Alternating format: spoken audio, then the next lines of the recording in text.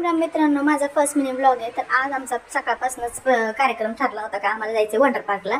तर वॉटर पार्कला आम्ही मस्तपैकी डाळ भात अंडपिंड खाल्लं आणि आम्ही गेलो डायरेक्ट वॉटर पार्कला.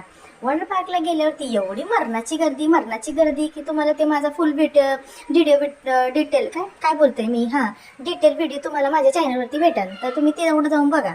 आणि इथं मी तुम्हाला फक्त असं थोडंसं टाइमपास करवतीये. माझं आता जरा ते बोलण्यात पण थोडंसं प्रॉब्लेम होतोय.